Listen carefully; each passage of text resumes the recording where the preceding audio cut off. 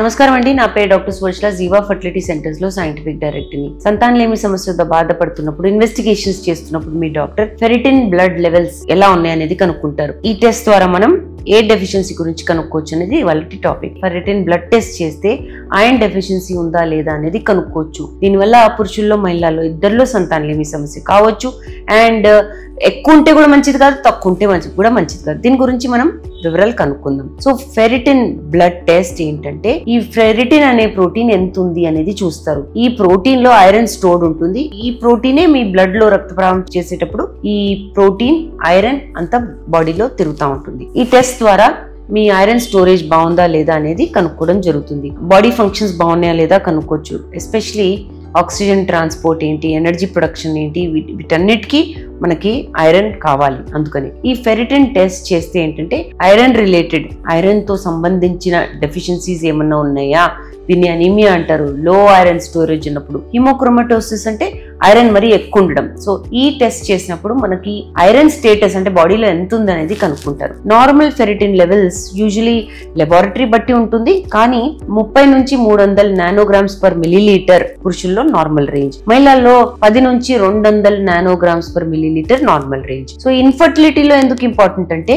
Iron deficiency ఉందనుకోండి, అంటే లో ఐరన్ ఉందనుకోండి, లో ఫెరిటిన్ ఉందనుకోండి, దానివల్ల మీకు ఇర్రెగ్యులర్ పీరియడ్స్ అవ్వచ్చు, సంతానలేమి సమస్య అవ్వచ్చు, లేదా మిస్క్యారేజ్ కూడా ఎక్కువ అవ్వచ్చు, అంటే పిండం ఆగకపోవడం. పురుషుల్లో ఐరన్ డెఫిషియన్సీ వల్ల స్పెర్మ్ క్వాలిటీ దెబ్బతినొచ్చు, మోటిలిటీ తగ్గొచ్చు, దానివల్ల మనకి సంతానలేమి సమస్య కూడా కావచ్చు. ఐరన్ ఎక్కువ ఉంటే కూడా మంచిది కాదండి. అంటే హై ఫెరిటిన్, ఎక్కువ ఫెరిటిన్ ఉంటే కూడా సంతానలేమి సమస్య కావచ్చు, ఫర్టిలిటీ మీద ప్రభావం ఉండొచ్చు. ఇది ఎందుకో ఏంటో తెలియలేదు, కానీ ఎక్కువ ఉన్నప్పుడు కూడా ఫర్టిలిటీ కూడా తగ్గుతుంది అనేది తెలుస్తుంది. ఎలా అనేది మెకానిజం ఇంకా కనిపెట్టలేదు. ఓవరాల్ హెల్త్ కండిషన్స్ మీద కూడా ఒక ఇంపాక్ట్ అంటే ప్రభావం ఉంటుంది. ఎస్పెషల్లీ లివర్ డిజీజెస్ లో, క్రానిక్ ఇన్ఫ్లమేషన్ అంటారు, దాంట్లో క్యాన్సర్స్ లో, వీటన్నిటి మీద ఈ ఫెరిటిన్ లెవెల్స్ బాగాలేకపోతే ఓవరాల్ హెల్త్ కూడా బాగుంటుంది. సో ఎలా చేస్తారంటే, సింపుల్ గా ఒక బ్లడ్ టెస్టే దీనివల్ల ఐరన్ డెఫిషియన్సీ ఉందా లేదా ఎక్కువ ఉందా అనేది కనుక్కొని మీ ఆహారంలో మార్పులు తెస్తారు. తర్వాత ఐరన్ సప్లిమెంటేషన్ కూడా ఇస్తారు, అంటే మందుల ద్వారా కూడా ఇంప్రూవ్ చేస్తారు. దీనివల్ల మీకు సంతానలేమి సమస్య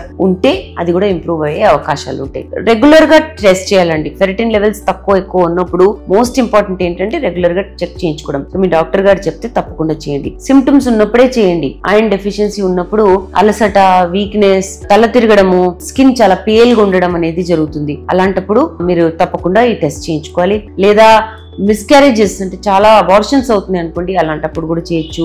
హెల్త్ కండిషన్స్ ఉన్నప్పుడు కూడా ఐరన్ లెవెల్స్ చెక్ చేయించుకుంటే చాలా మంచిది. దానివల్ల మీకు టాబ్లెట్స్ ఇస్తే, మెడికేషన్స్ ఇస్తే, లేదా దానికి సరిగా డయాగ్నోసిస్ చేసిన తర్వాత ట్రీట్మెంట్ చేస్తే తప్పకుండా ఇంప్రూవ్మెంట్ ఉంటుంది. దీని గురించి ఇంకా వివరాల కోసం తప్పకుండా జీవా ఫర్టిలిటీ సెంటర్స్ కి విజిట్ చేయండి.